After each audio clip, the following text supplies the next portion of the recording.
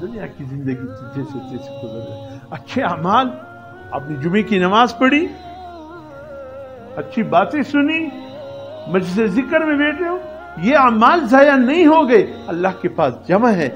فیصلے اسی پر ہونا ہے، فیصلے اسی پر ہونا ہے. اس لیے علماء نے یہ کہا ہم 8 چیزیں ایسی ہیں جو انسان کے گھر میں خوشحالی لاتی ہے، اللہ راضی ہوتے ہیں. اس کو اپناؤ، گھر میں خوشی آئے گی.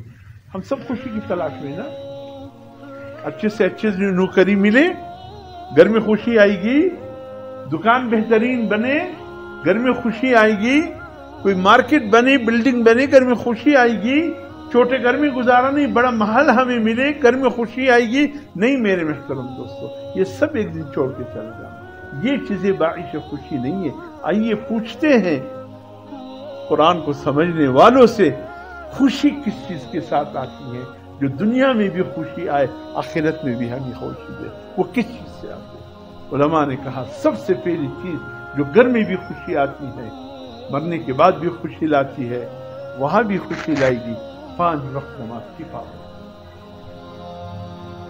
5 وقت کی نمازی انسان کو خوشحال بنا دے.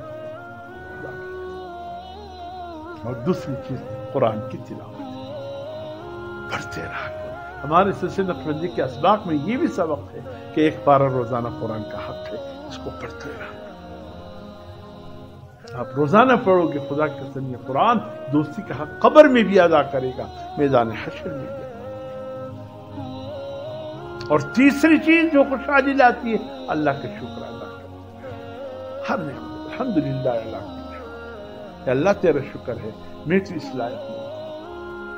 حضرت مالک بن دینار رحمۃ اللہ علیہ عید کے دن عید الفطر سکی روٹی تناول فرما رہے تھے. کسی نے کہا یا حضرت آج تو عید کا دن ہے، کوئی گرم روٹی میسر نہیں ہے؟ فرمایا خاموش رہو، اللہ ہم اس سکی روٹی کی بھی اہل نہیں ہے کہ اللہ نے ہمیں عطا فرمایا. اللہ قسم دیکھا جائے جو نعمتیں ہمیں ملی ہے کہ ہم اس کے اہل ہیں؟ اللہ نے عطا فرمایا، شکر کیجیے اس اللہ کا. الحمدللہ علی کل حال. اے اللہ ہر حال میں تیرا شکر ہے، میں تو اس لائق نہیں تھا، تو نے نہ. ان شکر تم شکر کرو گے تمہیں اور زیادہ عطا فرمایا. فرمایا اللہ سے کوئی اور نعمت لینی ہو پہلے کو محفوظ کرو. پہلی نعمت کیسے محفوظ ہوگی؟ شکر سے.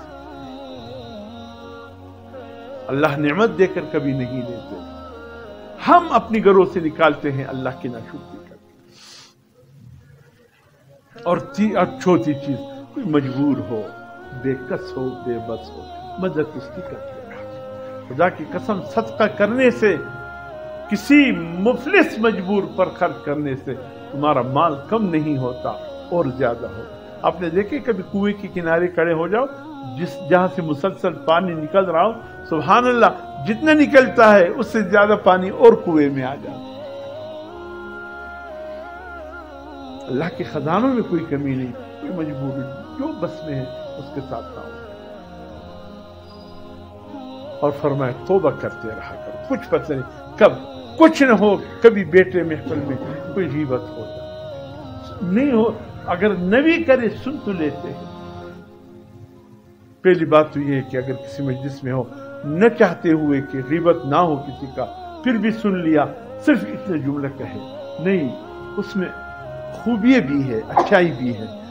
اللہ اس سننے کی غیبت یہ گناہ تمہارے عمل نامے میں نہیں لکھے، صرف اتنے جملے ایک کہنے سے کہ نہیں یار اس میں اچھائی بھی ہے، اس میں خوبی بھی ہے. ٹھیک ہے یہ باتیں جو آپ نے کی ہوں گے لیکن اس میں اچھائی بھی ہے، بس اتنا تو کہہ سکتے ہو. توبہ کرتے رہا. اور فرمائے چھٹی چیز صلہ رحم.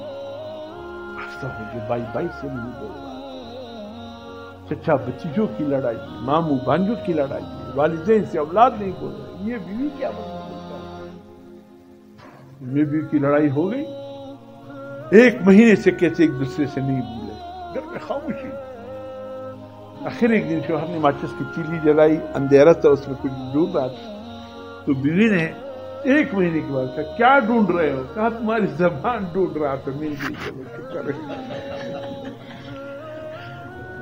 ساری زبان ڈھونڈ رہا تھا کہاں چلی گئی، 1 مہینے سے کوئی لفظ ہی نہیں سنا۔